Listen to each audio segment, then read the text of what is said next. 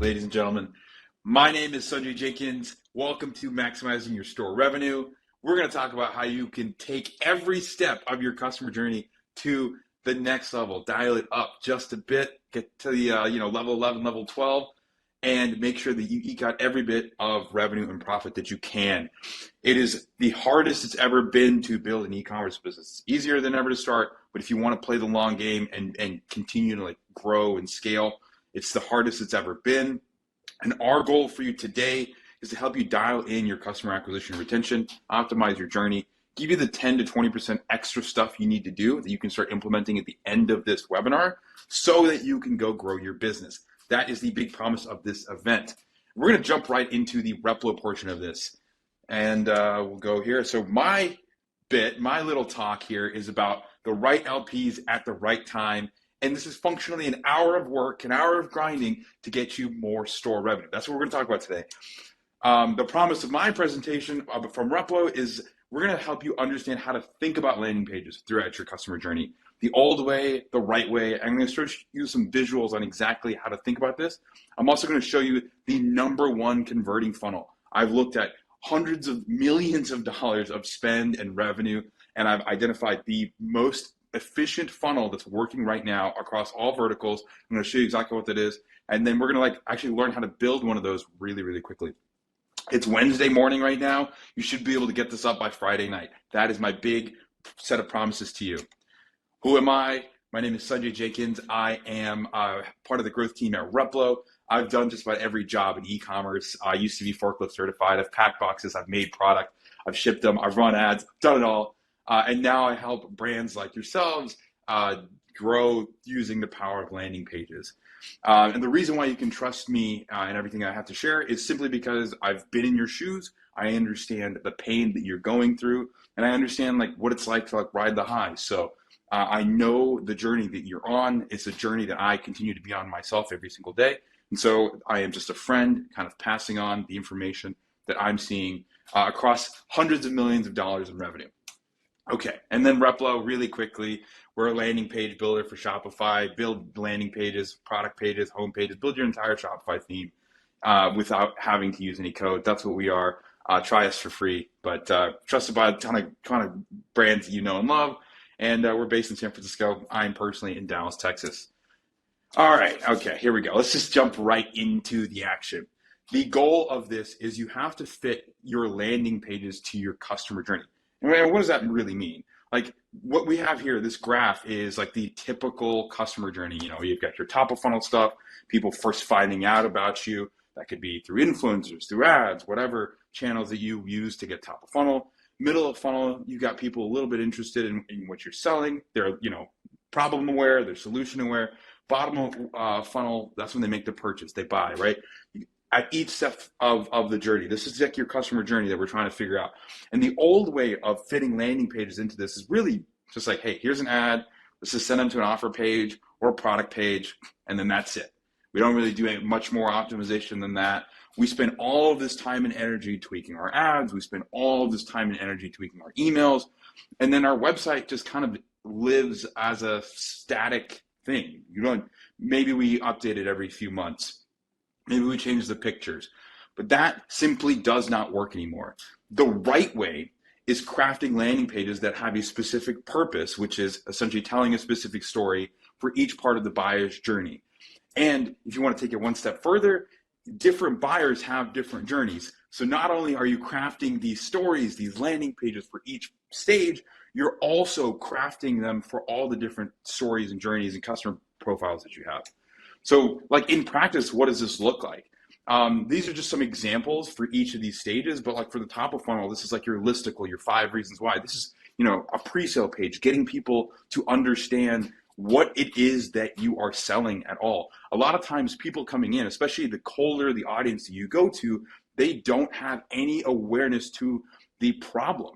And so you have to kind of agitate that and give them a sense of what the problem is and then present the solution. So that's your listicles, your advertorials at the top of funnel and the middle of funnel. In the middle and bottom of funnel, you've got something a little bit more hard hitting. Hey, here's a great offer. I want you to convert on this right now.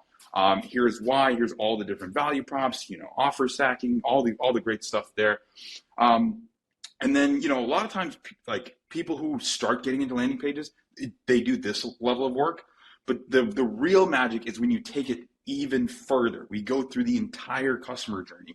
And that's when you get into stuff like product delivery. So when someone receives a product from you, most often they might get an email. Maybe they don't even get an email. Like it's just like they get the product and they get to experience it. What you should be doing, what you ought to be doing in that particular part of the customer journey is sending them something. Maybe it's like for the example in the AG1, they send a blog post that's like, hey, here's how you use it. Here's the benefit of taking this product every single day. Give people one extra bit of context on why they should engage with your product and how they should to get the most out of it, to make them feel like they are really a part of your ecosystem, to make them fully understand how to get the value, and that builds better customers. After you do that, you're trying to get reviews, you're trying to get repeat orders, you're trying to build that loyalty and expand that revenue. You don't want people to just buy one time. You want people to buy over and over and over again. And in order for you to be able to do that, you have to deliver these landing pages that Hexclad does, for example, really well, which is if you buy one of their pans, they have a whole 13 set or 12 piece set that they can buy, and they sell you that. They send you an email, and that email goes to a landing page that allows you to complete your set. So that's revenue expansion. You've already started to fall in love with the product, so you're building some level of loyalty. Maybe you've already left a review, and now they're capturing more and more of your wallet. And this right here, this could be just for one persona, but imagine if you were to do this for each one of your customer personas. So if you have a supplement, maybe you have a supplement that's functional for high performance athletes, but maybe your supplement is also great for new moms. You can break out each one of these types of landing pages, a listicle for each one of those people or those angles that you're testing. You can do offer pages for each one of these pieces. And the optimization that you're doing is essentially, okay, you build out like your base here, right? Okay, I need a top of funnel landing page, middle of funnel, bottom of funnel, product delivery, reviews, loyalty, product expansion, upsells, etc. Then the next thing that you want to do is you want to duplicate what's working and then change them for each one and match them up to all the different personas you have. That is the next step of the optimization. All right, now I'm going to just take a second to catch my breath here, and then we're going to transition to something really big, which is what is the best performing funnel right now? This is the alpha that I'm going to give you. This is the cheat code. The best performing funnel, and I've looked at hundreds of millions of dollars of revenue being pushed through e-commerce businesses using our tool. It is the listicle to the collection page to the offer page. And it's really simple. The listicle is a great warm-up. It primes people for your problem. It essentially gives people context to your problem that you're solving. It presents your product as a solution, and then it gets them in a buying mood. It gives them all the context required to be able to make a buying decision. Then so that's what this listicle page is. Then the collection page, you send it to a collection page, but not just any collection page, unless you're doing pretty generic apparel. What you should be doing is sending them to a curated collection page of your best offers. And the reason for that is really simple. It's easy to just, dump people into, again, if apparel is different, but for most people, you want to curate the best offers because you want to have some control over the AOV. You want to have some control over kind of the value that you're providing for customers. And so curating an offer page, it allows you to kind of add these additional elements like buy more, save more, all these different value props that you're showing. Again, controlling the AOV will actually, and then showing the value that you're providing helps improve your conversion rate throughout. And then because the collection page, it still gives the customer a sense of choice. They can kind of pick which direction they want. Maybe they don't want to buy the $120 bundle, but they do want to buy a $20 bundle. Or a $50 bundle, whatever. So you're able to capture more customers through the same funnel, going to a collection page of your curated best offers. And then the last thing is going to an offer page. So usually what happens is, we'll send people to, just a product page, or if you have specific offer pages, like long form offer pages, with all the fancy, bells and whistles that you typically come to expect out of a landing page, you can send them there. But usually product pages also work beautifully. I can tell you about this really, really, fast all day long. What I'm going to do really fast is, before we get there, I'm going to show you how we build this in Replo. So again, the premise of this is like 1 hour of grinding to get you a ton of value. What I would do if you don't have a landing page tool, I recommend using Replo. You can start for free. But if you do this in your tool. Your tool should be able to do this. If it can't, switch over to Replo. Come here, create new, choose a template. I'm going to find a listicle. I like this. Cool, we'll create a new page. And then the nice thing here is I can just have AI rewrite the entire, like all the copy here if I want to. So just go ahead, swap all the content. This takes no time at all. Reason 1, 2, 3. You can swap all the colors, all the fonts really quickly. It should take less than an hour. Boom. Once you have this done, link all these buttons, like these CTAs, link them to your collection page. Boom. Brand new funnel. You've never tested this before. You have the ability to do this. It should take you less than an hour to do this. If you have a little bit of extra time, you want to test like a collection page. Let's see here. Let's go come here to pages. Let's go insert. There's a fun kind of search for Black Friday stuff because I found some really cool Black Friday templates. Maybe this Aritzia template or even like this beige one. Boom. Insert this. You got your offer showcased here, which maybe your standard default Shopify template doesn't give you. And then you're showcasing all of the products that you want to showcase or your best offer. You can kind of select which ones you want. But again, your landing page tool should be able to do this. If not, switch over to Replo. You should be able to do this. If you don't want to use the landing page tool, you can still do this in Shopify. It just takes a few more steps. The point isn't you have to use Shopify. The point is, or Replo rather, the point is you should be able to build this funnel by Friday. Anyone watching should be able to do this. So that is that. You go in, style everything you need, and you're off to the races. Test this first. This is the most effective funnel that I've tested, I've seen over and over again. So that's that. Going back to the presentation really fast. It's this one right here. Every step of the funnel, think about what the story is that you want to communicate to your customers.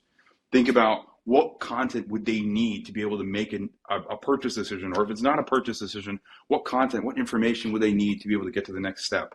What's going to be on there? Maybe they're not ready to commit to buying something, but they're ready to commit to giving you their email. We'll have more on that later from one of our other speakers. Maybe, once you get to this stage, after they bought, you want them to, upsell into a subscription. We have more on that later. But think about all the different elements, all like how you would buy as a customer, and then have some empathy and then start planning out all the different landing pages you need to make that funnel come to life. So that's that. I'm going to go ahead and introduce our next speaker, who is from Amazon Buy with Prime. We've got Martina. She's a senior partner manager at Buy with Prime. She's been working at Amazon for 7 years. She and I have known each other for about a year and a half. She's fantastic. She's going to teach you how, obviously we spend so much time in direct-to-consumer and Shopify. We don't get as much time to tap into the Amazon side of the world. So I'm really excited for Martina's presentation because she's going to show you how you can tap into the millions of customers on Prime for your store. So Martina, I'm going to go ahead and hand it off to you. Thank you so much for joining us. Thanks so much. Thanks so for hosting me. And so hello everyone, my name is Martina. I've been with Amazon for over 7 years and I'm a partner manager on the Buy with Prime and multi-channel fulfillment here at Amazon. And I've been working most of my time here on B2C and on the retail space. So originally from Italy, as you can tell from my accent, but I live in New York. And so what's new at Amazon? What's new on Shopify? So on the Amazon side. So Amazon is externalizing its supply chain capabilities and the power of Prime beyond Amazon.com. And I'm part of the team who is trying to externalize these capabilities to brands who are looking to build their omni-channel experience of Amazon. And this applies whenever you sell on Amazon or not. And I'm gonna share some of my slides just to walk through our integrations. Yeah, so this applies, as I said, this applies whether you sell on Amazon or not. And we are well aware that, on average, retailers sell on more than 5 different sales channels. We have a lot of Amazon sellers who also have their direct-to-consumer website, their Shopify website, but they also sell across different marketplaces like TikTok Shop or Walmart, eBay, whatever they want. So we want to give the option to these brands to use our services wherever they sell to deliver their best customer experience. And where did we start? We'll know that as consumers, we are much more demanding. So free and fast delivery are key components when purchasing online. And 75% of retailers, on average, are struggling to meet these delivery expectations. And specifically when you are in your peak season, you can really make or break your revenue goals.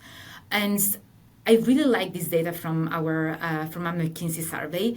30% is the potential revenue increase if you start offering a 2-day delivery versus a 5-day delivery. So this is why we started to externalize our fulfillment excellence, our checkout experience, and our Prime members. And we started with Buy with Prime. So Buy with Prime is one of our first integrations, and Replo is one of our key partner. And they really help our merchants to enable this experience. So this is how it looks like. First of all, as I said, Buy with Prime is a checkout experience, I would say, and it allows Prime members to use their Prime benefits, so free, fast delivery, easy checkout, and their free returns directly on the brand website of Amazon. And this is how the experience looks like. I don't have a lot of time, so this is an idea of a basic customer experience. Let's say I'm a Prime member. I land on this website and I'm interested in this product. I land on the product detail page and I see the checkout button, so the default button, but I also see the Buy with Prime button. And I immediately see that I can receive the product as soon as tomorrow with free delivery, and I see the Prime logo. These two components, so the Prime logo and the delivery promise, work together to boost the conversion rates and significantly influence purchasing decisions. And what happened next? Let's say I want to go ahead, I click on Buy with Prime, I sign in with my Amazon account, and everything is pulled automatically from my account. So delivery address and payment method. As soon as I'm on my recap page, I place the order after 2 clicks. And as soon as I place the order, Amazon goes next. So we pick, we pack, and we ship the product on behalf of the merchant. And we handle the customer experience, so post-order, so the client receive a confirmation email with the tracking ID, and they can easily return the products if there is a need for that. The requirement on the merchant side is to have their products in one of our fulfillment center. As I said, there is no need for the brands to sell on Amazon. This is an experience that everyone can enable. And we have a big marketing team here, so we are trying to every day we try to think of different innovative solutions. I think you're well aware of Prime Day, Black Friday. These are the peak season and peak sales days for Amazon, and we're also working to enable Prime Day and Black Friday, so all these evergreen, we call it internally HVE, so high value events, also for Buy with Prime.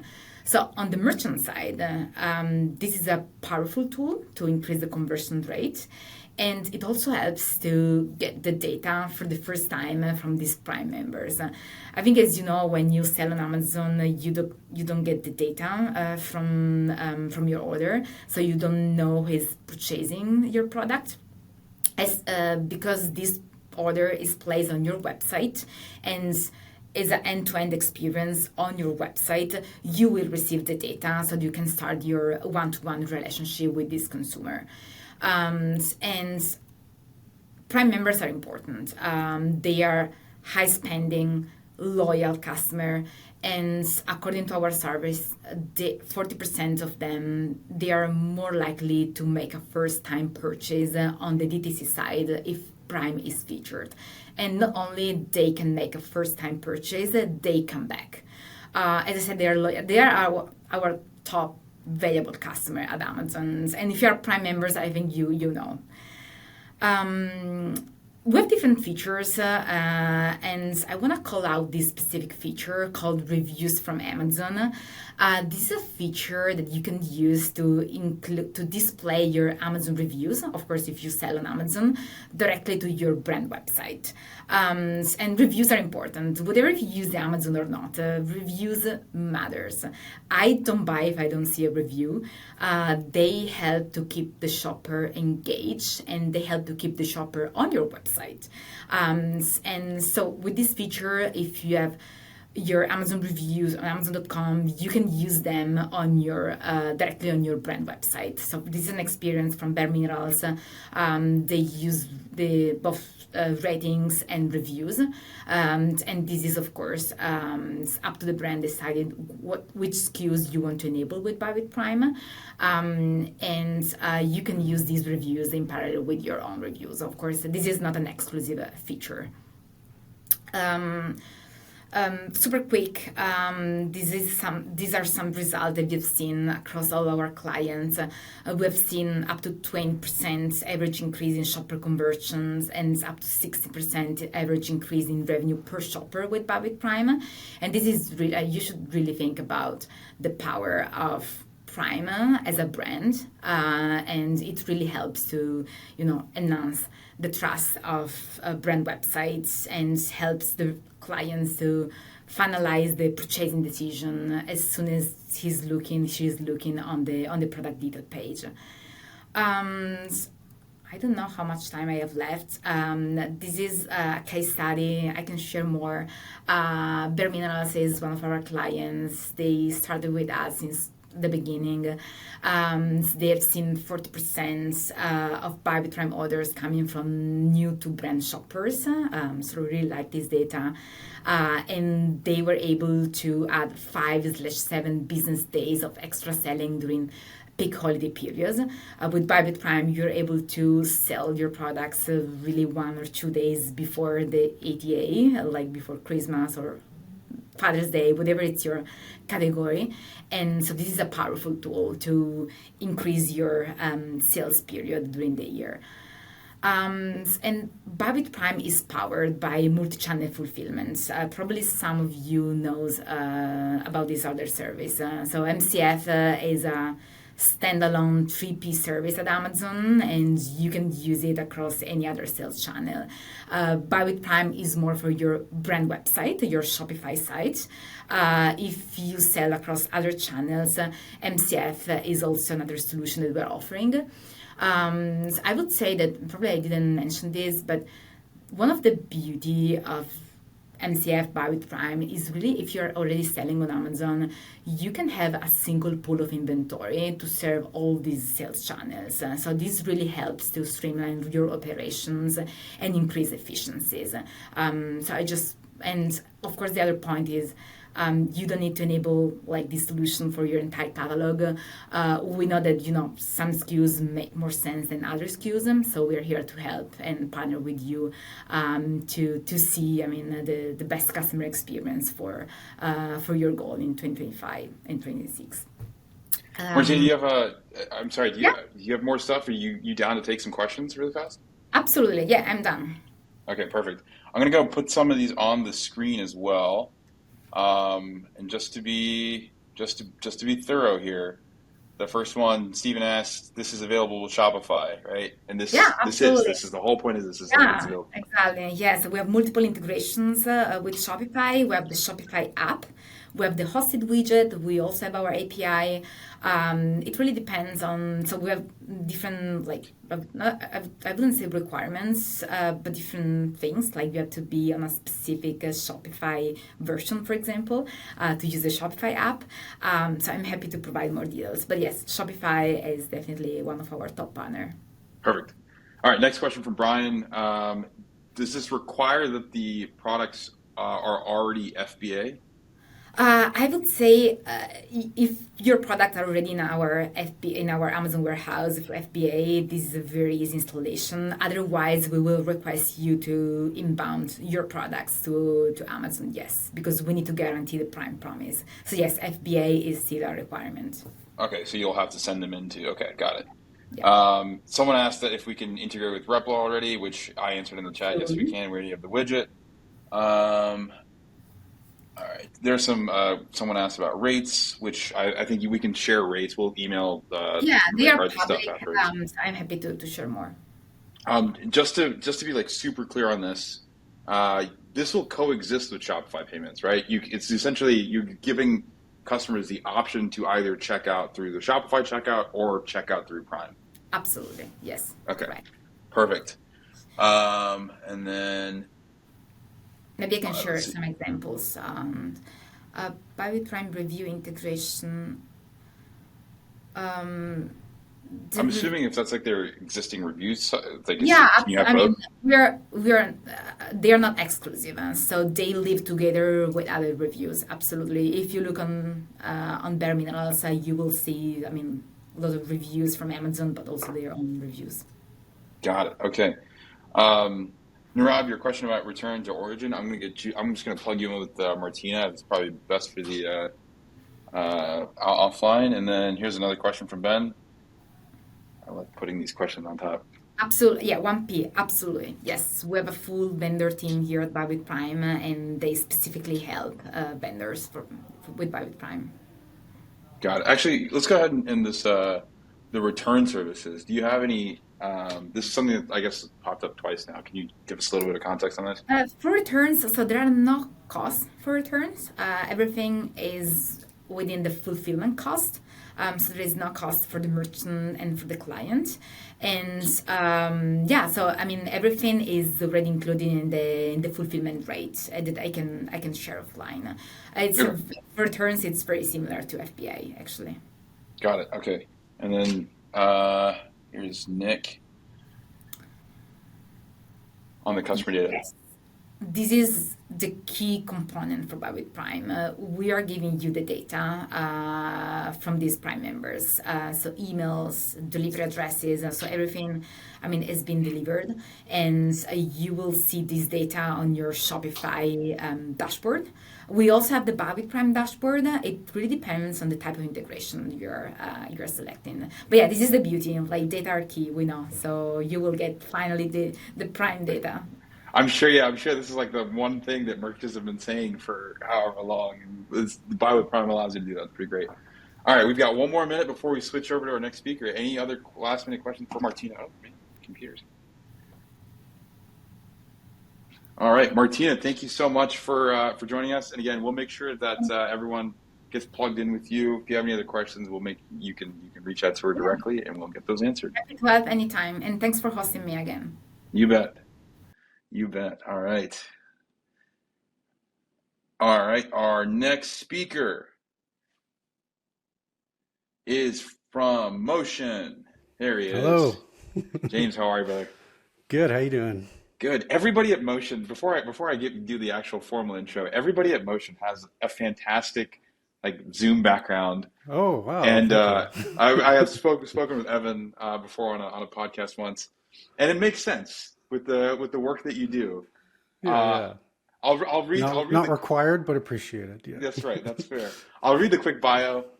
So James leads a team of ad creatives, designers, video producers, and creative strategists at Motion, and they create organic content, paid social ads, and research into DTC ad trends. Basically, Motion is being able to visually understand what is working with your ads. They do top performing ads, competitor tracking research. There's a bunch of research tools they have, and automated recommendations. And then James has been, working in marketing for a very long time, Hootsuite, Mighty Networks, and then Motion's customers, some of the heavy hitters. You've got True Classic, HexCloud, a lot of Jones Road, a lot of the folks that we share from a customer base perspective. And I will say anecdotally, I was for a good while for one of my clients, I was a Motion customer, Oh, and nice. being able to do all of my creative reporting on a weekly basis to my clients, just exporting Motion reports or like looking at Motion reports live was a game changer for me personally. So, Amazing. James, welcome, and I will let you take it away. Appreciate that. So I'm going to talk today about winning the ad volume game. So a lot of advertisers, as you heard, use Motion, and we get to learn from all these amazing brands like Ridge, True Classic, Jones Road, BD, all of our customers that are doing incredible things. And I'll be talking a little bit about that today. And one of the things that is top of mind for people is just increasing their ad volume. So can skip this slide. We did some research earlier in the year, a couple months ago, with our 2025 Creative Trends report. And one of the findings there was that the top advertisers on Meta, the elite of the elite, are launching 50 to 70 new ads per week. And this is sort of like a lot of volume, but it is a very interesting trend to follow and to act on. So I pulled some data from Motion. This is a free tool you can use for your own brand as well. There's a link there. I'll also, if you want this deck, you can connect with me on LinkedIn, and I'll message, or it'll be sent out in the follow-up or stuff as well. But this is Loop. Look, you can see the active ads, 3,500 active ads. Happy Mammoth, 3,700 active ads. Halera, 1,700 active ads. So these brands are pushing out a lot of ads and a lot of volume and a lot of variety.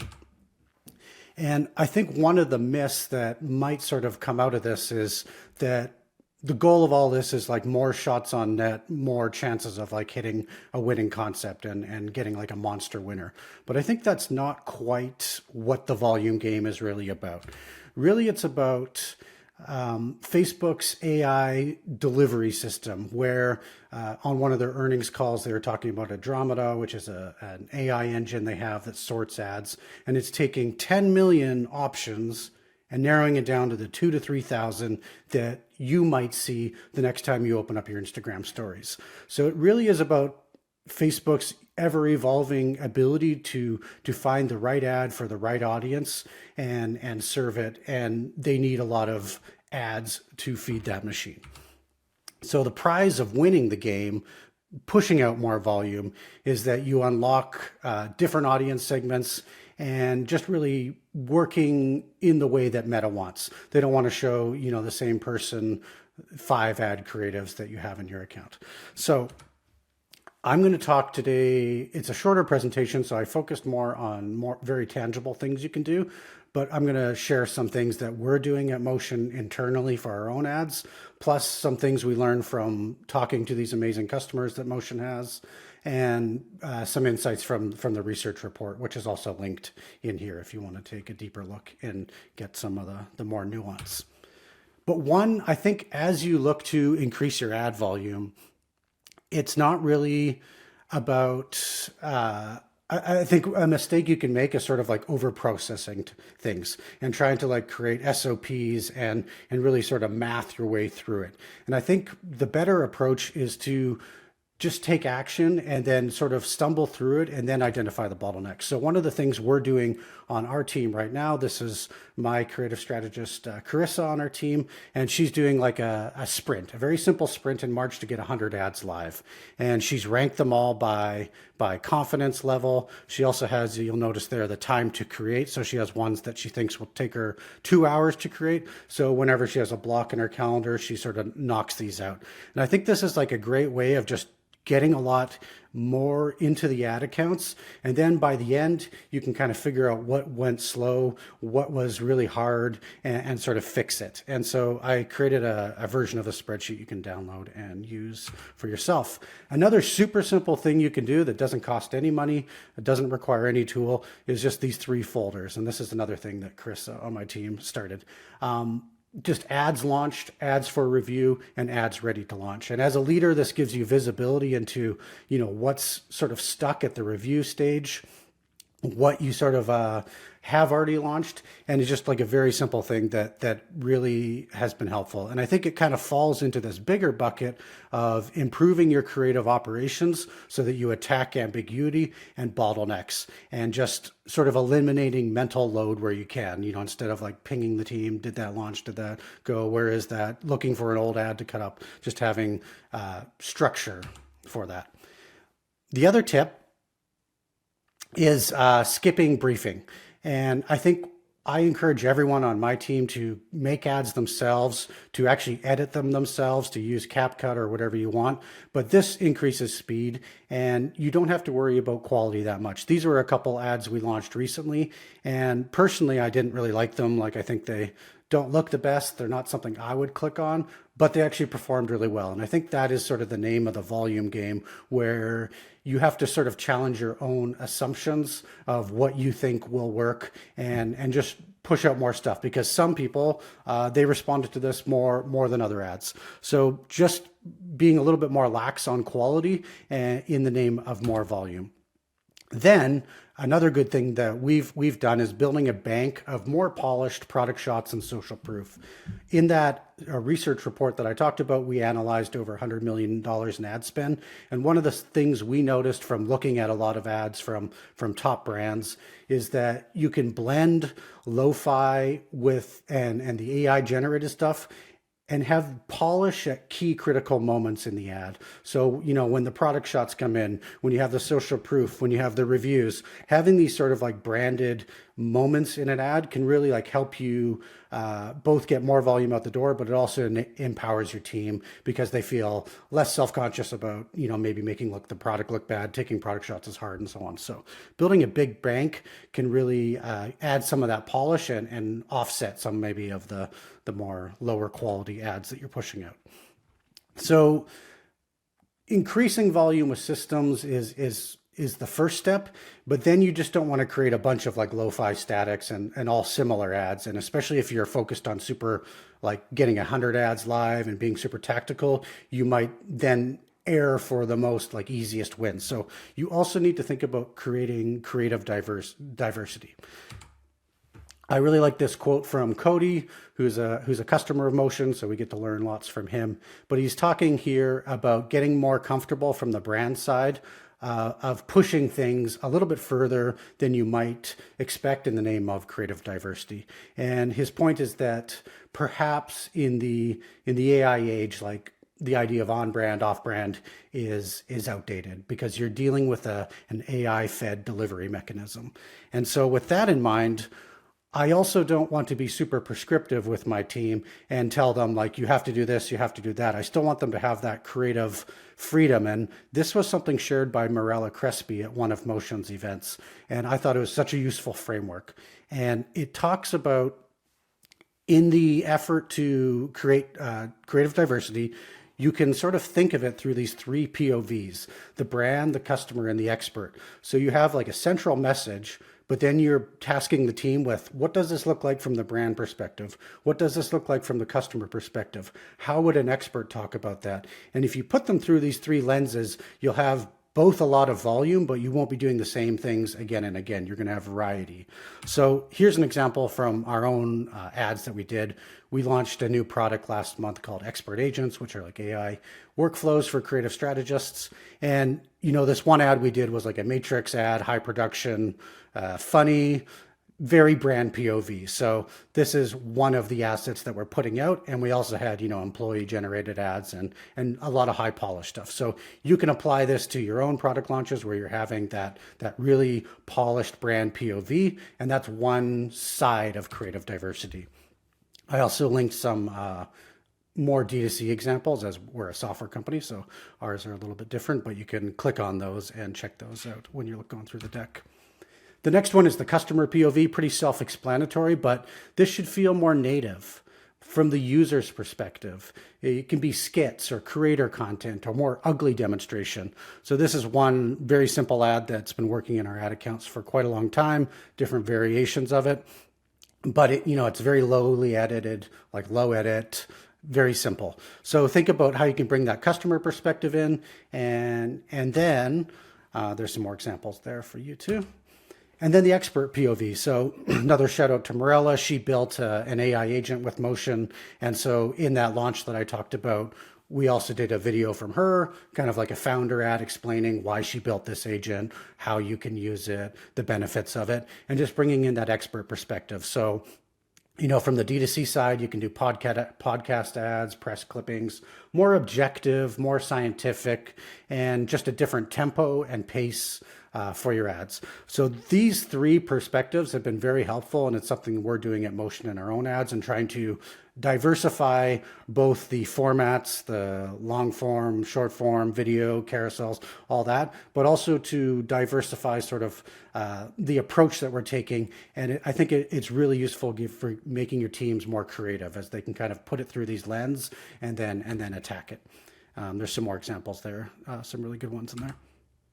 So to sort of sum up this section, it's about increasing volume, but you don't want to create all the same stuff. You need to make space for creative diversity. And I think if you use those three POVs, that's super helpful.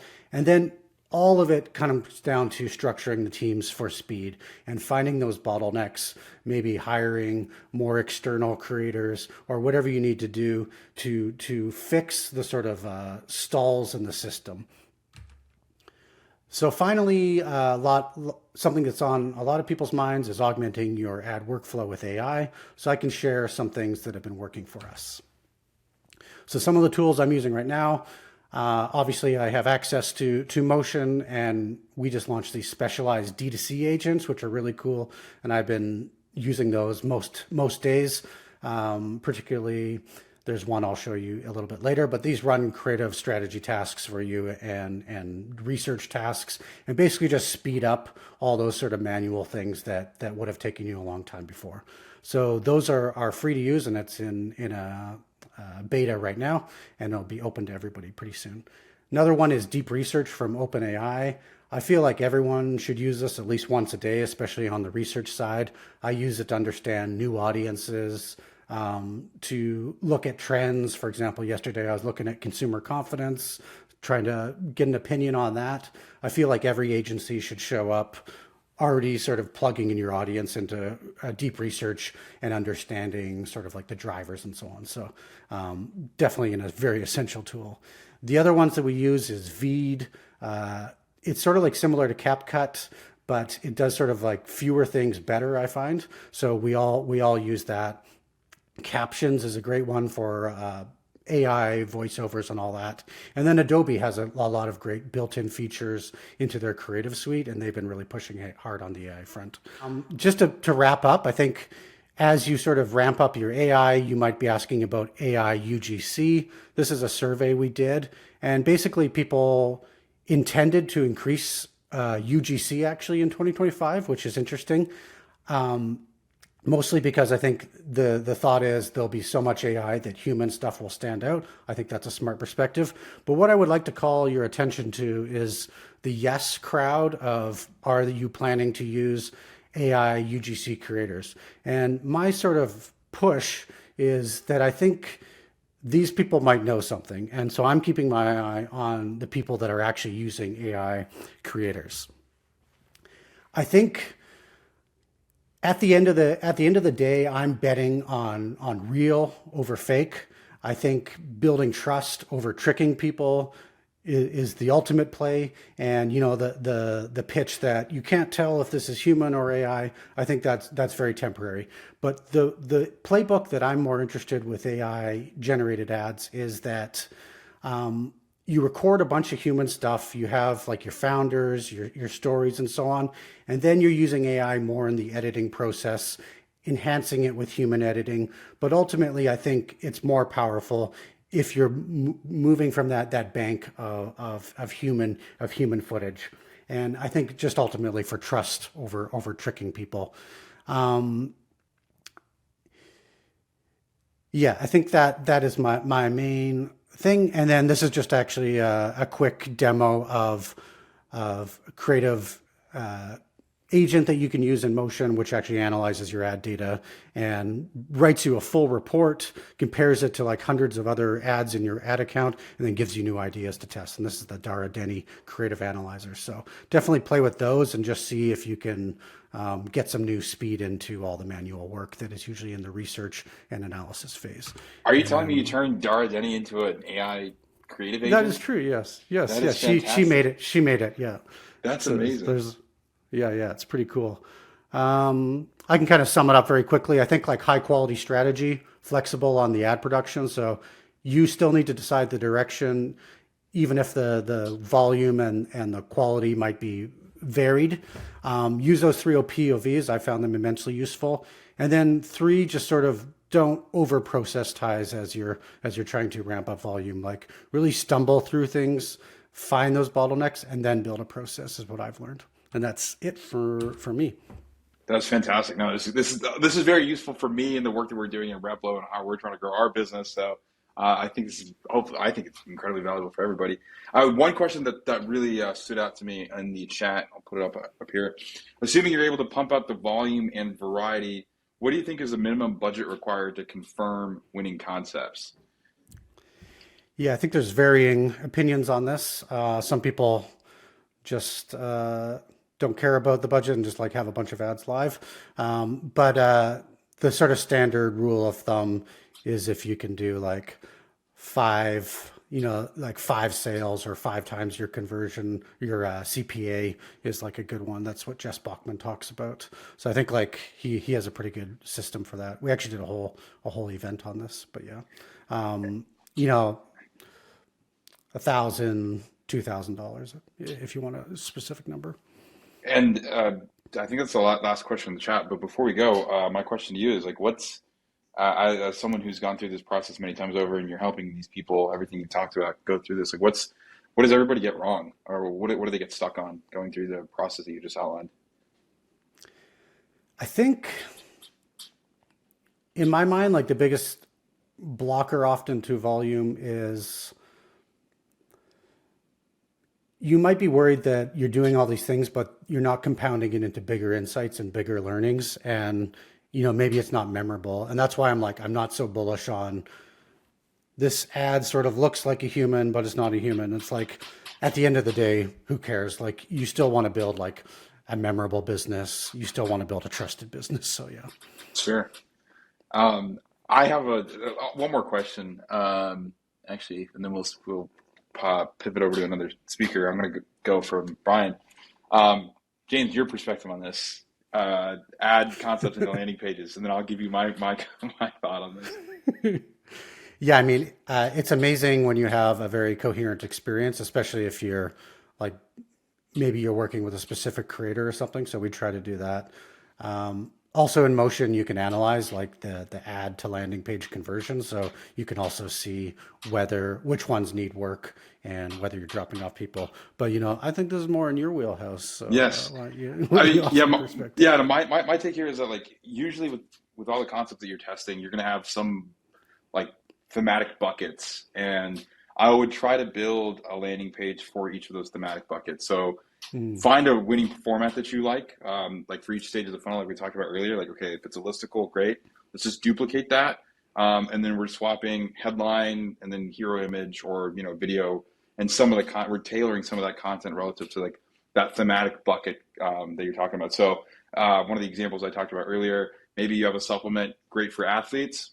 Send them the athlete listicle. If you have all of the athlete related ads, send them to the athlete listicle. So kind of like trying to condense everything into thematic buckets and then duplicate for each one of the customer stage, or as your buyers go through the journey, figure out like, okay, what's my winning format, landing page format for this, duplicate it, swap the content out. It's usually, instead of it being a 2-week process, it's a 20-minute process changing out the content, and you still get the ad to landing page congruency that everybody talks about. And then last thing, okay, really the last thing. How can people try out the agent? Yeah, so you don't need to be a Motion customer to try it out. You just need to connect your ad account so we can analyze the ad data and so on. And it's right on our homepage. You'll see an expert agent page, and it's in a beta right now, so you can apply, and we're letting in people every day. But it'll be released like to everyone very soon in terms of you'll just be able to click on. So go to Motion, go to our website, and you will definitely find it. Awesome. We'll make sure to include all that information in our follow-up to you all. James, thank you so much for joining us. Amazing. Thank you. All right. Appreciate Yep. everyone attending. All right. We are, James, you might have to stop presenting here in a bit. There we go. All right. Well, we're just a couple minutes behind schedule, but that's okay because we needed to cover that material. That's what this was about, making sure that everybody gets game. And our next speaker is a game dropper like no other. My boy, Zohaib, he's probably 15 minutes away from where I physically am currently, but we couldn't figure out how to do this in the same room. That's okay. Um, Next Zoe, time I'll just do it next to you, yeah, like that's right. in the same room. Zoe is the head of growth over at Social Snowball, the top affiliate program app for Shopify. Zoe, I'm just going to hand it off to you. My only regret from an outfit perspective is I was wearing that hoodie yesterday, so should have worn it today as Dang, well. should have been wearing it. Well, Yeah. I need a Replo hoodie, so We need to make them. We'll yeah. do that first. So, All right, take it I away. got you. All right, let's do it. So, hey everyone. Today I'm going to be going over just so we can make time, get everything back on track. We're going to be going over leveraging modern affiliates for that explosive D2C growth. Obviously, this whole webinar it's about expanding on your customer journey. So we're going to be getting into that. So just a quick refresher on what a modern affiliate is. Let's talk about what legacy affiliates are first. Your publishers, listicles, review sites, bloggers, media buyers, the old school stuff. Maybe you've done this on like a Skim Links or Impact, etc. But then the modern affiliate. So here's an example. So we have our Father's Day gifts. What's a holiday that's popping up soon? I mean, I think Easter's coming up, so like top Easter gifts, whatever. That's something that you could search up. But essentially, that's what you're thinking of when it comes to publisher gifts. So CNET would be a great example. Whenever I'm looking up electronics, I'll look at CNET reviews. Well, they set up affiliates with all these different companies. Maybe I shouldn't use CNET. I don't know. Maybe I should use New York Times. Who knows?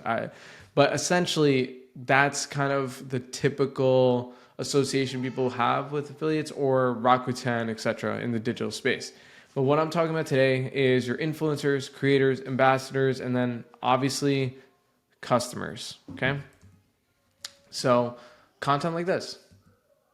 They're two very different channels, right? Your like the influencer side and the customer side. So I'll kind of briefly talk about that, but essentially manufacturing short form strategy is like one of the first things that I try to talk about first. Now, the thing that people are always worried about, especially in this day and age, is really high CPAs.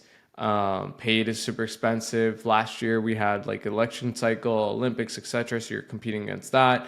So much, like I guess not enough inventory, but so much to bid about because there's like all these promos that you have to run to meet sales expectations. So one thing that I always tell brands is maybe play the long game, right? So start thinking about short form content virality, okay? So what I would do is search up Tabs Chocolates. If you have your phone out, to pull up TikTok, pull up Instagram, etc., and just search up Tabs Chocolate. And when you search it up, you're gonna see something like this, or on Instagram you'll see something like this. And if you hit like the shorts section or content section on YouTube, you'll see something like this. Okay. Just an FYI, Tabs Chocolate, they increased top line revenue by 17%. Okay. They're one of our top customers. They're leveraging affiliate like no other. And here's what they do. Okay. They find creators. They're not finding influencers. There's a difference. Influencers typically have high following. They kind of know the game already. Like, what's it called? Like I'll do a post for $5,000 or whatever. Like, you know, they'll give you some outrageous price, whatever.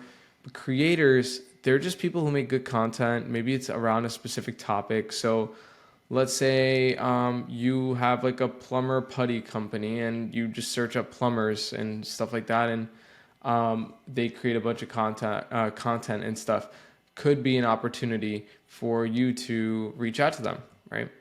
Creators make their own branded pages, right? So doesn't it necessarily need to be like what Tabs Chocolate did, which is like Tabs 2.0, Tabs 3.0, Tabs 5.7, whatever it is. You guys can make some sort of offshoot kind of, you know, thing, right? Like for these plumbers, like the Plumbers Club or the Plumbers Association or whatever, right? And then they could start creating some branded pages that talk about you know, your product. Onboard them to an affiliate program, right? So whether that's going to be, you know, maybe you pay them by post plus the number of sales they made, or just sales only, that's really up to you. Educate the creators, right? So this would be entailing like setting up webinars, maybe just like what we're doing now, like we're educating you guys, right? There could be a WhatsApp group, a Discord channel, etc. These creators post short form content on a daily on these branded pages. They leverage the affiliate links or coupon codes or whatever that you give them.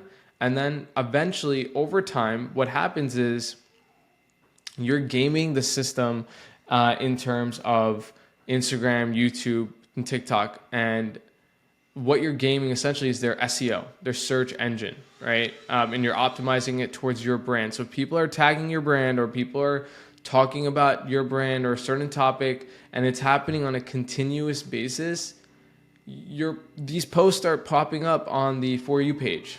Okay, it's just like writing blog articles and then getting backlinks and all that stuff. If you apply those same concepts to here, your posts and your social media, channels can go viral.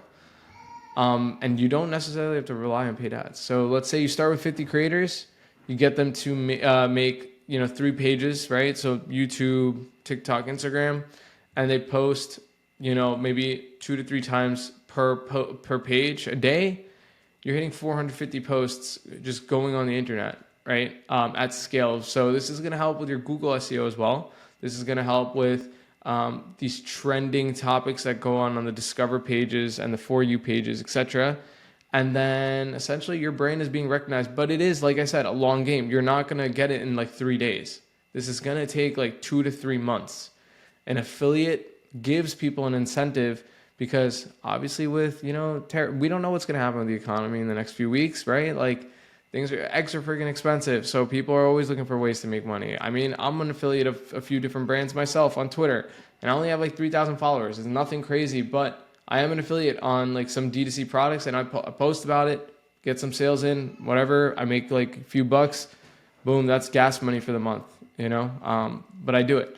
So that's strategy number 1. Strategy number 2, and this goes back to the customer journey piece that I was alluding to earlier, but just going to set the stage really quick. Pod company, they increased top line revenue by about $150,000 per month. And they're consistently generating about 31x ROI all through their customer affiliate program. Okay. So what not to do? This is what every brand does. They put their affiliate program at the bottom of their page. No one ever sees it. And if they do see it and they click on it, then they're filling out this like long application form. And then you have to go approve them. This is just like a lot of work, especially for a customer affiliate. They bought your product. Like, they're not going to, do something otherwise. So what I'm recommending is remove that friction, make it an experience similar to like when you sign up for like Robinhood or, Dropbox or any of these SaaS companies, right? Like apps or whatever. They'll generate like a link or a code for you right away. What Social Snowball does is the same thing. Like a frictionless link will be generated right after a transaction occurs. But now that is in your back end, and you can send that data into your Klaviyo or PostScript or whatever for your follow-up emails, right? So, for example, Simon in this case, that link can be sent to Simon once the product delivers on his Klaviyo through the Klaviyo flow or the PostScript flow, And the benefit for you is the person received the product. You're not having to pay them to start promoting, like give them a free product to promote. They already bought it. They own it, whatever. And they don't have to set up an account until after a sale is made. So we've already associated their email, their name from the order information to create this link. Okay. But then if they actually make the sale and they want to claim cash or claim store credit or whatever, that's when they set up a password. Super simple. Okay. They don't need to set up a password before this. Only after the sale is made. Cool. So, and then just to quickly, like, I think this is what happened before. Some of my slides got mixed up, but basically like what I was referring to earlier where, you know, the two different channels, referral program is not a loyalty program. So I just wanted to set the stage there. A referral program is when you're incentivizing people through an immediate type of reward, like, you know, giving them a dopamine hit with when you give them cash or store credit. Loyalty program, there's a long cycle. Like I have to buy 4 times and then refer to 10 people and then all this stuff to just get a coupon code. It's like, I'm good. Like I don't want to do all that. So think of loyalty program as like the bagel or deli, like, you know, punch cards or whatever. Referral programs like, you know, I just referred my friend to buy a car from the same car dealership and he hooked me up with $500 cash after the close. That's the difference. Okay. So some other tips, right, is setting up follow-up touch points in your retention channels, right? Your emails are going to be super important. This is effective for both your influencers and your customers. I think a lot of influencer managers are doing a lot of manual work.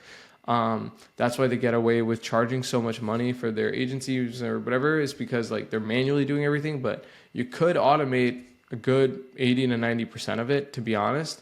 If you incorporate your Klaviyo account or your PostScript accounts or whatever it is, to send emails based off of certain actions being taken, right? Posted on Instagram or made a sale, hasn't made a sale after XYZ days, right? So automating that, it takes a little bit of work, but once you've set it up and it's kind of running, then all your goal is just recruitment, getting more customers to sign up and getting more influencers to sign up.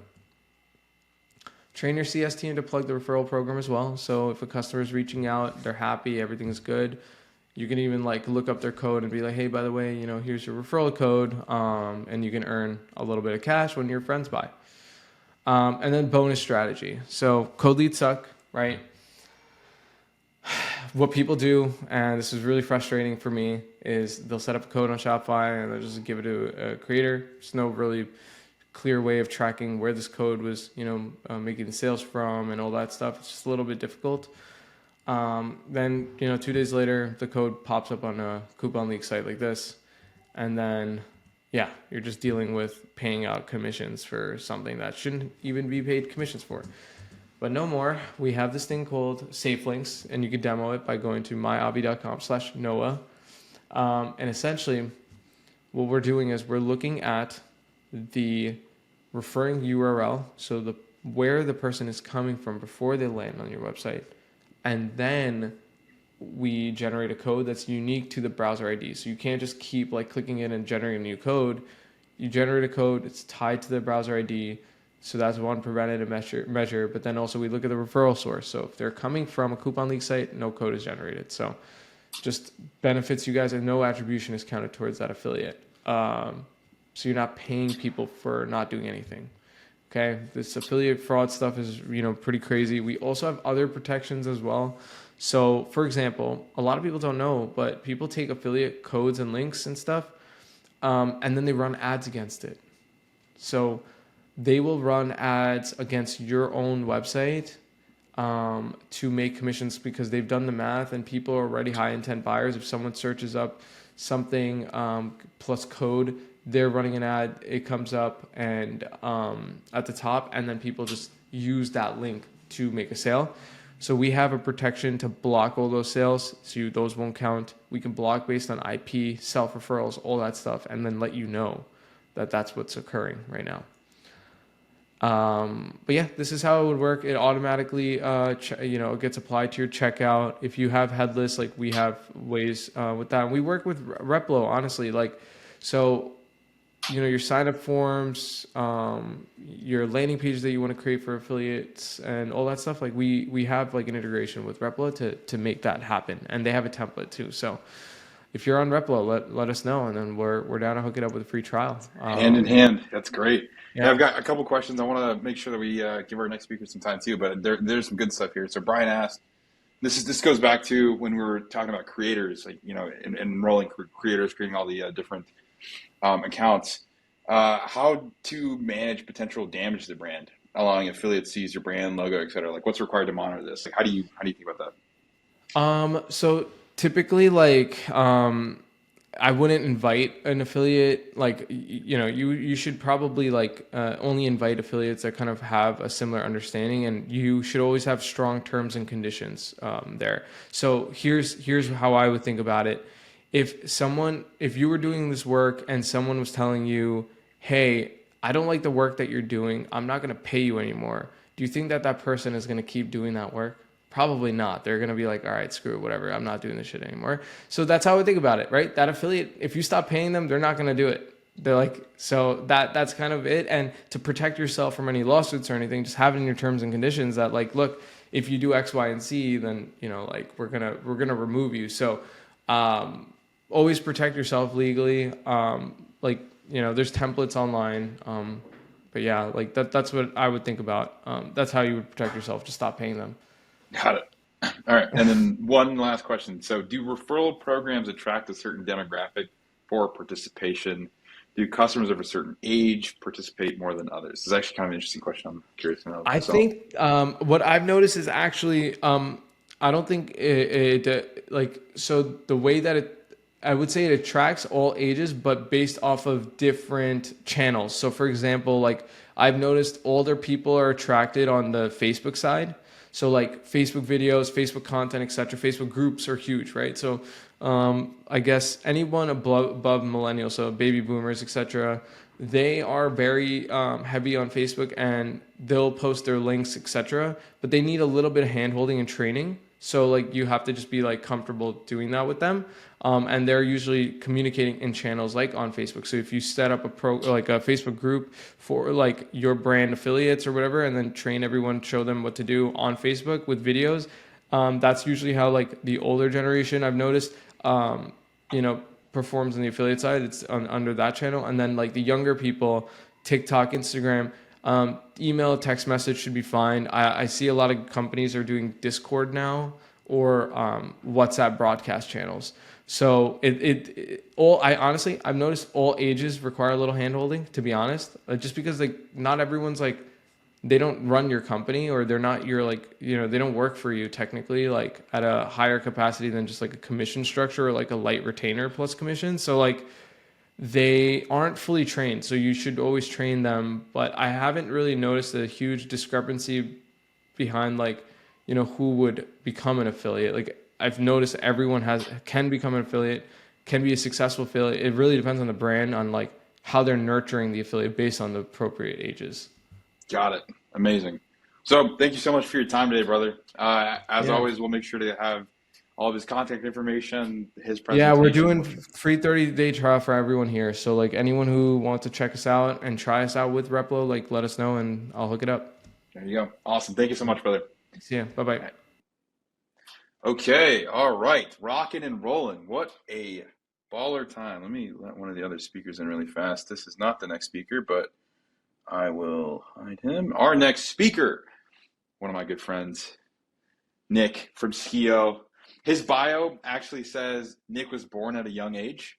So, if you want to catch a vibe on how on who this person is, Nick runs partnerships over at Skio, and we've worked together for about almost 2.5 years now.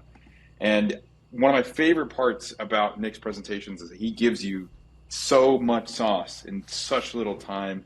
You're going to learn a lot, and it's really actionable. No matter like, even if you're not using Skio, which you should, you're gonna get a ton of value from this. So Nick, it's all yours, brother. Thank you, Sanjay.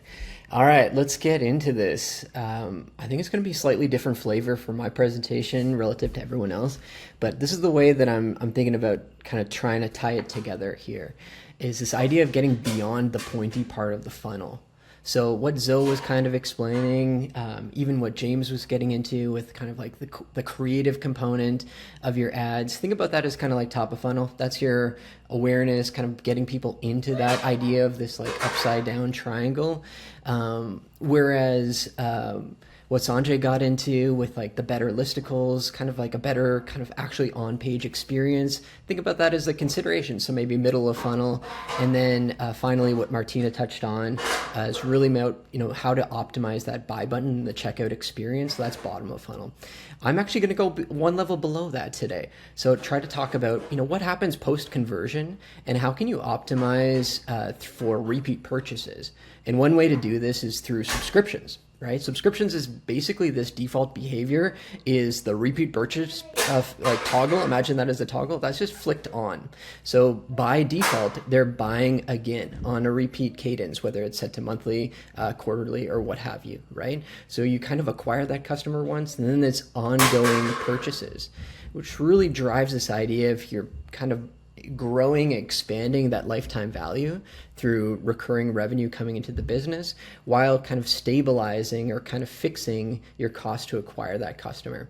So I think generally people in the chat, maybe give me a thumbs up. I think everyone kind of agrees with this concept, sort of like an apple pie type of thing.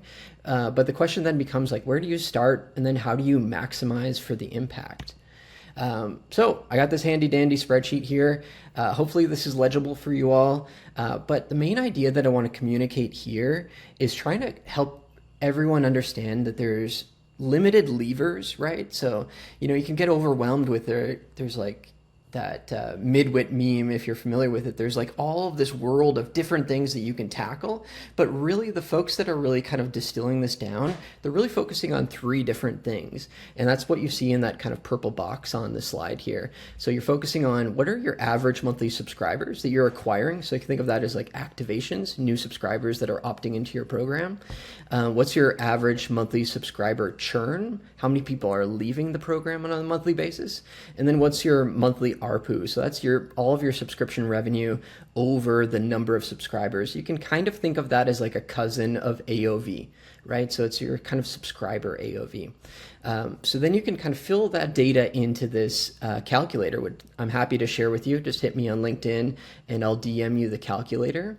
But you put that data into kind of these cells that you see in the middle here, and then you can understand your current state. And that helps you calculate something that I call your MRR growth ceiling.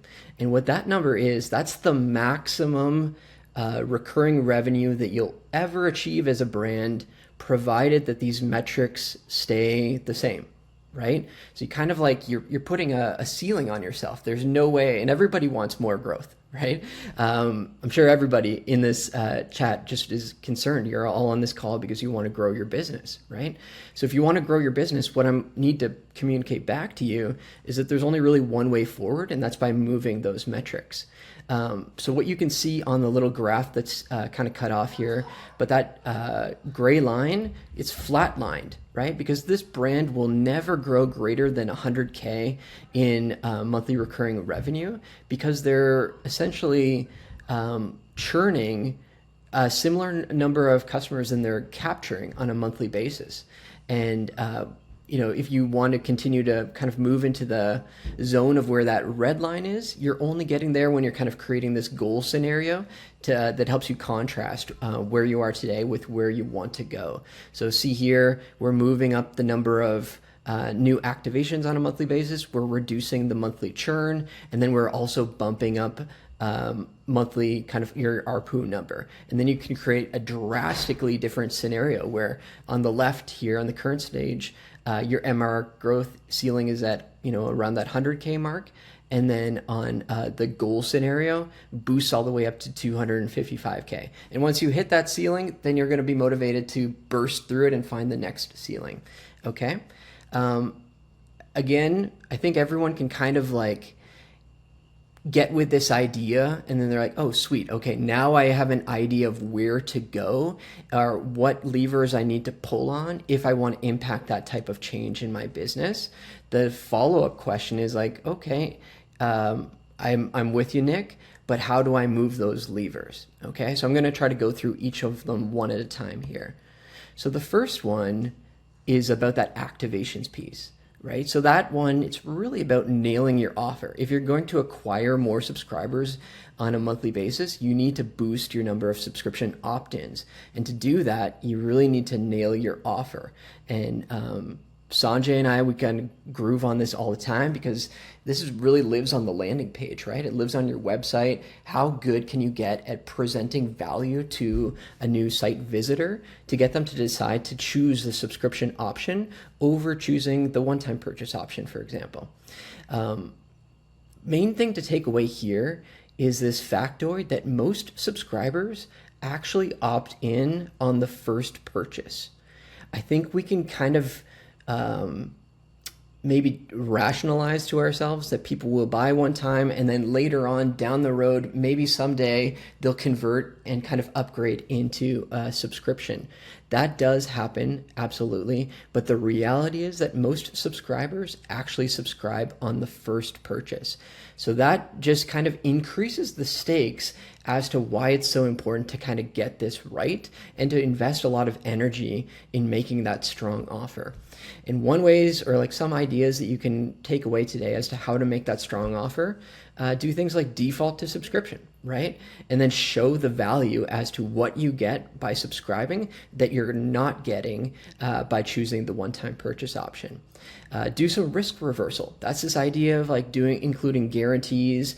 This example here, they're doing pause and cancel anytime, 30-day money back guarantee. You're really trying to handle objections that the visitor has that they might be like playing out in their head as to why they might choose this the one-time option, and really kind of stack the deck as to why it's maybe in their best interest to choose the subscription option. And then you can do things like include your subscription offer directly inside of your announcement bar. You can see here on the right-hand side, this buy box, they're really kind of nailing on all of those points here by really making it clear all of the value that you get by subscribing. And then, subscription is the one who's pre-selected. There's a strong value in both the discount, but you're also just getting all this value around free shipping, pause, cancel anytime, 30-day money back guarantee. And your second option is actually just upgrading to not a single subscription, but a two-person subscription to capture an even greater discount. As kind of like just for fun, I collect these buy boxes. So if you want kind of a swipe file of all of my favorite buy boxes, I'm happy to share that with you. Again, just connect with me on LinkedIn and I will DM the swipe file over to you. The next lever to look at is about reducing churn. This is also an area that you can kind of make outsized improvements to your program based on the amount of energy and effort that you kind of put into this. And one place to put that energy is specifically around the cancel flow itself. So think about the cancel flow as someone who's already subscribed, but then they hit that cancel button inside of your subscription portal. Typically, you will present like a set of reasons, almost like a mini quiz or questionnaire to understand why that subscriber is choosing to cancel today. We've leveled this up one stage by not just including reasons, but also including sub-reasons. So if someone is canceling and they choose the option, I have too much product, which is a very common cancellation reason, you can follow that up by a sub reason. Try to inquire one level deeper, kind of peel back the onion a little bit, and instead of asking like, oh, just kind of shrugging your shoulders and say, oh yeah, you got too much product, try to understand, is it because they haven't started using the product yet? Is it because it arrived late? Is it because they've been on vacation? And if it's any one of those reasons, then you can follow up with what we call a treatment, essentially some type of like redirect or provide them with an alternative action that's based off of that sub-reason. And you're able to provide a far better kind of reason, message match fit based off of that sub reason that kind of gets at the true reason that they're looking to cancel. The next idea that I have for you is to incorporate a splash page. So James earlier, he was talking about all of this work that we invest into our ads to create beautiful content that will ultimately help our cold traffic convert and maybe make their way to the landing page and discover the website. So we're very familiar with this concept of using UGC, using beautiful creative, using hooks, etc. Post-purchase or kind of beyond that pointy part of the funnel, I feel like all this knowledge is kind of like thrown by the wayside. What I'm here to tell you today, though, is that you can take those skill sets that you've developed building your traffic engine and pull them back in to the, beyond the pointy part of the funnel, so to speak, and incorporate video content, rich content inside of your cancel flow. So think, for example, if you hit that cancel button, having some type of founder video, having a UGC video of maybe a customer that will resonate with the subscriber, explaining that the subscriber has all of these different options. Hey, did you know that you can skip instead? Hey, did you know it's really easy for you to change the interval that you're on? Because maybe you're not just maybe you're getting value out of the product, but you're not consuming it on a cadence that makes sense for your consumption. Giving these different options and then delivering that message through UGC, super powerful. And it can allow you to kind of retain those subscribers longer and then radically transform the health of your subscription program. And if you pair all of that together with win-back campaigns, this is the idea of grabbing that cancellation reason, turning it into a property that's shared over with your email service provider, and then sending automated flows to those customers that might have canceled because, hey, they canceled because they didn't like the taste. Then you have an automated flow that goes out to them that reminds them that you have all of these different variants, all of these different flavors they can choose from. Trying to bring it all home here with the last one. The last lever that you can really pull on is about boosting that ARPU. Think about that again, that average AOV per subscriber. And one way you can look at doing that is through incorporating things like upsells and cross-sells. And the cool thing about subscribers is that we essentially keep their card on file, so to speak. And what that means, or the benefit for you as a merchant, is that customer doesn't have to go through the checkout in order to add more product into their subscription, right? So it kind of reduces all of that friction. It essentially gets rid of the funnel entirely and just helps you get into this mode of just adding more product into the subscriber's cart. So one way that you can incorporate this really quickly is through your upcoming order notifications.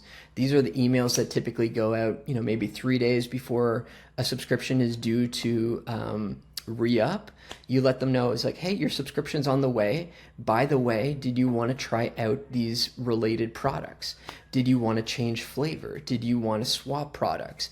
And making that process really clean and simple can be really powerful for boosting that ARPU.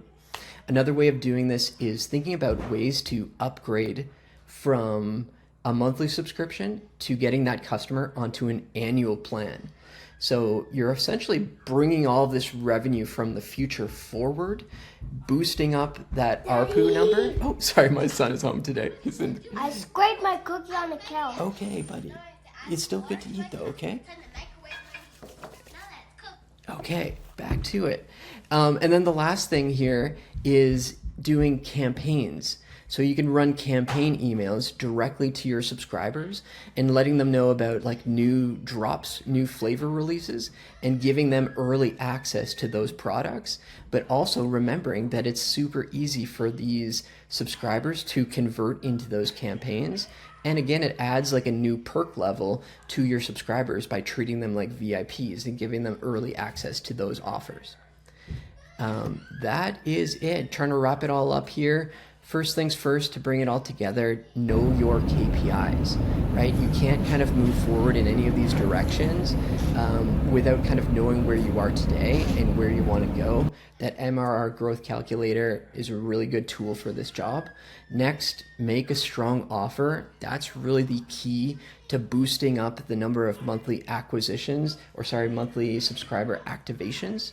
The next, attack churn, reduce the bleed, reduce the kind of the holes in your bucket, so to speak. And you can do things like improving your cancel flow, improving those win-back campaigns to extend the LTV of all of your subscribers. And then finally, grow the value of your subscribers by forgetting this idea that subscription is set it and forget. Instead, these are your VIP customers, and they're most willing to kind of buy into more products from the brand, given that they've already held up their hand and said, take my credit card, just go ahead and hit it every month. These are amazing customers, similar to Amazon Prime style customers, where they're ready to buy more product from you. Do not ignore that. And that is it, folks. If you want to hit me, just nick@skio.com. And that is why Nick is one of the greatest to ever do it. I will say I have personally used his spreadsheet that he talks about. We'll make sure to share that. One question in the chat that I think we'll put up, and then we'll transition. But Nick, first of all, thank you so much for just, again, dropping some massive value. The question for you, Nick, how do you price it based on known WTP? Should it be the price with discount or the original price? Maybe help me on willingness to pay. Okay, Yeah. Thank you for that acronym soup coming at me. So is this referring to like what discount to offer on the actual buy box for the subscription offer? Maybe Kyle, you can just help me out in the chat if that's what you mean. Looks like, yep. Yeah. So this is a tricky question. I think everybody wants like an answer that is like ready-made for them. I don't know if I have the answer for you. It really depends on the margins in your business, right? First and foremost, you got to respect your unit economics. We want to be in this world, especially now, 2025, where you're at a minimum breaking even, if not being positive on the initial purchase. I do never advise people, like you can get really dicey really quickly if you're losing money on that initial purchase, right? And trying to kind of just make it up over the LTV of the life of the subscription. If I guess the asterisk there is that if you have tons of data, right? If you have sufficient data to justify that, on average, customers typically perform on this basis because you have that the churn data collected already, sure, you can kind of bake that into your program. And I think it becomes like a thing that you can start to experiment with, right? But I do want you to get into a position where you're losing your shirt on the initial purchase and kind of hoping and praying for things to kind of stick around for the long term. That's the best I can do for an answer for you there. I think you would have a different appetite for risk if you have more data and knowledge on your side. If you're just getting started out, you kind of have to be conservative unless you're sitting on a pile of money and you're ready to experiment. We'll have to do a separate video with just Nick. Probably put up on our YouTube at some point, just going through offers for subscriptions specifically. I do have like a 2-part series on YouTube. Josephine, our producer, backstage, I'll make sure, a reminder to her that we should include that 2-part offer kind of framework when we send out all of the follow-ups. I think that'll be helpful in addition to everything that we've shared here. But Nick, once again, thank you so much for jumping on here, brother. Incredible as always. And I think it's when you bring out the math, that's when I'm like, okay, this is, because that math is actually the same mechanism for how we grow our respective businesses as well. Like the same limitations, how we have to think about it. This is like truly universal knowledge. So it's helpful for me for Replo as much as it is for clients selling supplements or CPG, other types of things. 100%. All right, brother. We're gonna hide you, and then we're gonna bring out our final guest of the day. Thank you all for sticking around. We've got Shaan, Arora. Shaan, good to see you, brother. I'm really excited for this. If you don't know Shaan, you're in for a treat. He is kind of one of the fastest growing kind of founders in the DTC space, and they are addressing. If you're familiar with, I don't know if I'm allowed to say your former competitor's name. I'm kind of former, but if you've heard of like the whole like Amped Black Magic and then Amped leaving, Alia, Shaan's company, came in and kind of fixed this. I think the content they're going to share is going to be banger. I've said that about everything. Maybe I'm contractually obligated to say that, but I do genuinely believe this. Shaan's fantastic. Take it away, brother. Cool. Yeah, thanks for having me. Is my audio good and stuff, Sanjay? Yeah, you're good to go. Yeah. Cool. Yeah. Well, thanks for having me. Thanks for setting this up. Appreciate it. Yeah, glad to be the last speaker here. I think I can bring a lot of good value. Let me share my screen and go over a few things. I want to be very tactical here and genuinely just helpful.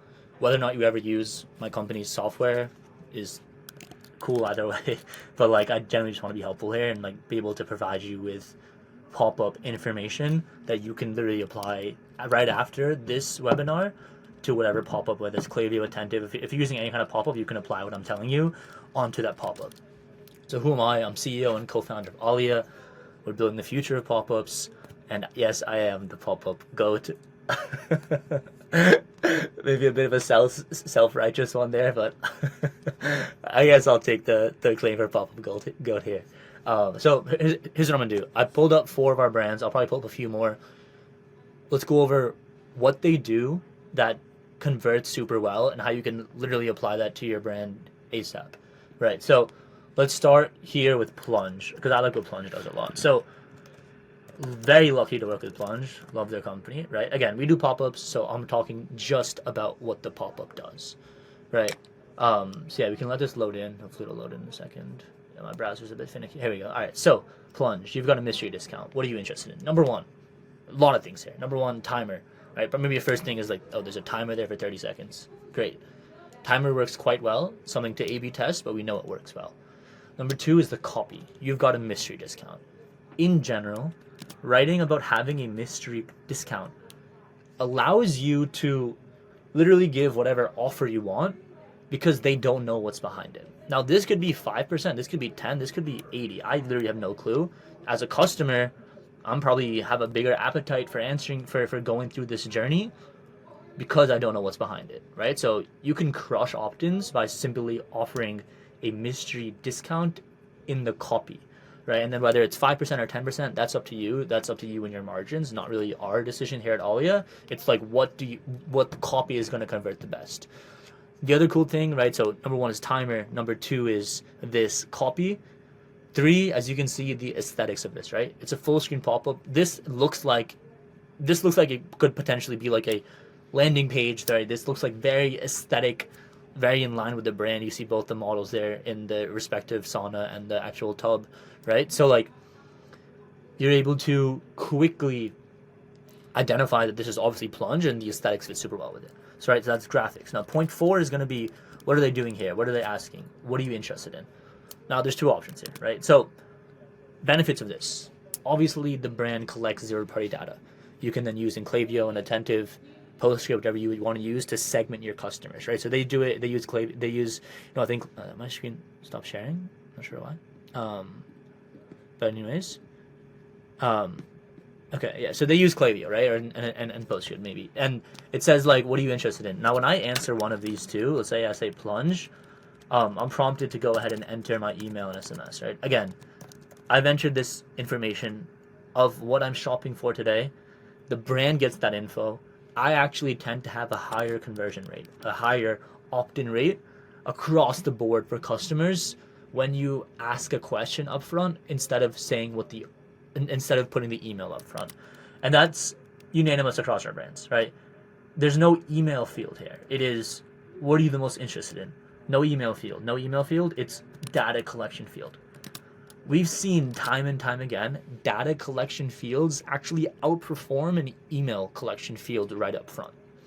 So that's another tip I'm saying is that ask a question in the beginning, you actually see higher opt-in rates and you get some good zero-party data. So literally every single person wins in the situation.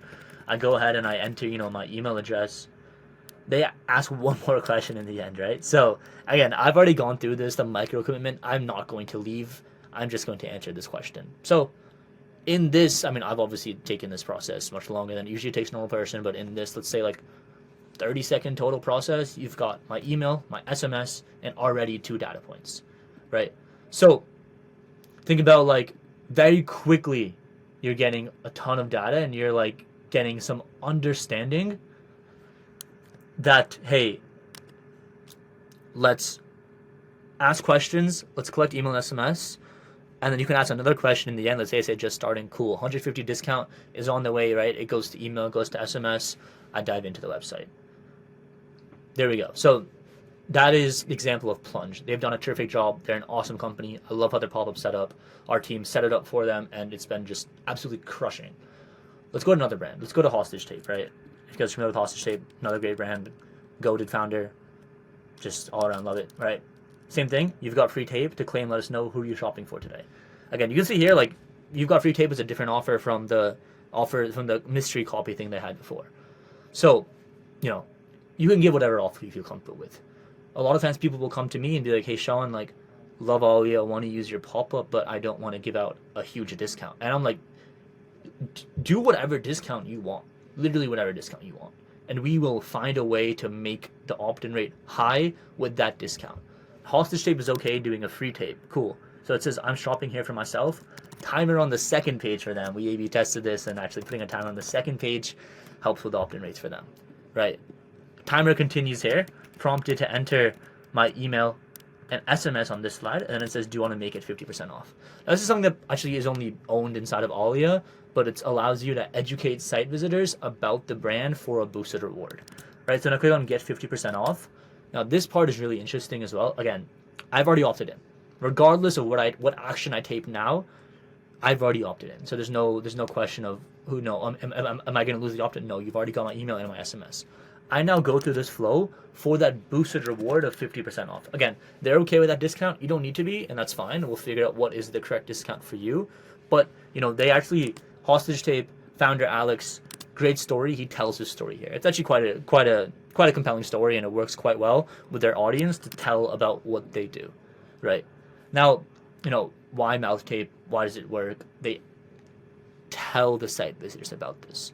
If you were to actually read this story, I believe you'd be more compelled to make a purchase, and we've seen that time and time again for this brand, right? That this is what works well.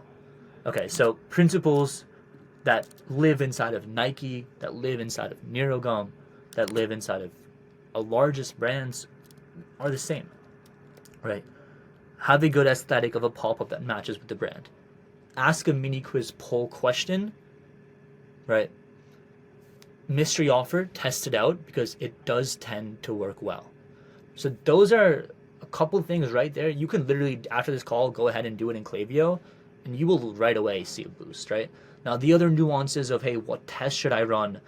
The educational experience that we have, those are things that kind of typically live outside the realm of what a brand is going to test. And that's kind of, while our brands work with us, it's like, hey, these guys have the knowledge and are able to run tests that I would have literally never thought of running.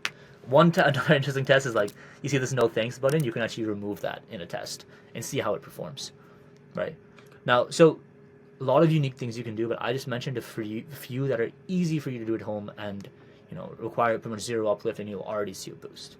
So yeah, that's a bit of info there. Other stuff on my slide, like, I mean, yeah, the difference we saw for Obvi, which is obviously a really cool brand as well. They're seeing about a 22% opt-in rate compared to industry 2%, like 3%, and then we also show like other data as well, and we also do like AI managed A/B testing, other cool stuff that we do. But I'll kind of not really talk about us because this is more about the pop-up, right? So yeah, I'd say run tests because you never know what's out there that you haven't tried, and just ensure that it is a experience that you want the customers to go through, an experience where you're getting value out of it too. And honestly, I'll just leave it at that, because I know it's been a long session and I want to be tactical and short and informative. So yeah, I'm gonna leave it at that for my stuff. If y'all want to use Alia, book a demo with me. I'm going to give you 15% off and 30 days free. So hit me up if you're interested, and I'll take it. Hey, we'll take care of you. That is actually a fact. I signed up for one of my client businesses, and they set it all up. It was like super white glove. We referred countless number of people, and the feedback every single time is always great. But I do appreciate the fact that you gave us so much game and then showed, hey, you don't have to use Alia to get that value, dude. I'm waiting for just a few more minutes to see if anyone has any questions for you. But a question that I have. Oh, here we go. Oh, Tim's the repeat. Can you repeat the offer? It's 15% off and 30 days free. Great question. Yeah. 15% off, 30 days free. Love it. What's the the number one I guess what do people get hung up on when they start doing this? You mean like what do brands do? That's like when they're trying to optimize their pop up. Is it do they get stuck on design? Do they get stuck on? Is it? I mean, you mentioned the discount stuff. It sounds like maybe the discount. Like where do people typically get stuck, and what should you kind of do to not get stuck? Yeah, it's a great question. So there's an order of ROI that you'll see from changing stuff around, right? Design is probably third in that order, right? So copy is actually the most effective way to do this. So by changing up copy, you can oftentimes completely change the way that your offer is, right? Like, hey, how is it? Like, what are you writing in the copy? The second, it would be like replacing the put in your email field with either the micro commitment, Sanjay, as you had mentioned before, where it's like, do you want your discount, yes or no? Or putting in a mini quiz, right? So two easy things off the bat. Third would be design. So, and you just don't want a horrible design. Obviously, the more aesthetic the design is, you can imagine for a fashion company, for an apparel company, they tend to make more customized designs and those convert better. But it's probably third in that order of magnitude. Got it. Okay. Tim's got one more question. It says, can you use the pop-up to educate people before they buy? I sell EMF protection, and I have to inform people about why we are the best. Gamification, etc., and education. Obviously, that's something core to your platform, so I'd love to... Yeah, for sure. Tim, if you don't mind, I'll just share my screen and show you exactly what that looks like, right? So for this brand called Patrick Ta, it's a 8 or 9 figure beauty brand, right? Click on sign up. I'm prompted to go ahead and enter my email and SMS. And yeah, and this is going to answer the customer education question, right? So after I've opted in, it says get to know us, almost there, right? They're pretty quick. So it's decades of artistry and experience. They talk a bit about Patrick Ta. They ask one question, foundation, sure, and then I see information about that. So they make it very quick in a gamified way. They don't mess about too much, which I think they've done a good job in that. Claim my reward, 15% off, show it on site with a timer. Again, all great high converting practices to use. To answer the question, Tim, yes, we do the customer education. Typically, it's after opt-in because inherently, if you put education before an opt-in, you have a lower opt-in rate. If it's after the opt-in, you still gather those customers and you get the benefit of educating them after they've already opted in. And then, yeah, one other thing I wanted to share kind of on this is unique coupon codes work better. Putting a timer in there works better. Applying it to cart is optimal. All that great direct response stuff. Brian's question: is this quiz able to be used for product recommendations as well, or do you have to work with the separate tool for that? Yeah, so we do product recommendations on the what I was just showing Patrick Ta. They ask what are you interested in? When I answer blush or foundation, I see content for that, right? So yes, you can do that. However, I'll caveat that and I'll be transparent as well. As being CEO, I'd rather not lie and be we're the best at this. We're the best at being a pop-up. When it comes to quiz recommendations, we're good at asking 1 or 2 questions and that's it. So I wouldn't say we're a full quiz tool. We're great at being a pop-up. We're great at collecting third-party data. We can refer customers to the right product, but we're not a full-fledged quiz tool by any means. Got it. So if you want something super 10 multi-step sort of complex stuff, maybe use an Octane, but exactly. For the But most brands you work with that use a quiz tool use Alia and the quiz tool in tandem, because right. They actually work well off each other. Most of our brands, beauty brands especially, have quizzes and they use Alia alongside it. So they're supplementary, to be honest. Nice. Mm-hmm. And that's one of the things that I'll call out a lot is I think oftentimes you hear these narratives of you can only use one or the other. You can stack these things. I think the best brands are stacking these tools. Yeah. I'll ask the chat one more time. Any last questions for Shaan? But while the chat's kind of loading, I have to ask you just a personal opinion. Right. What's your take on those spin the wheel pop-ups? How do you feel about those? It's a great question. They work.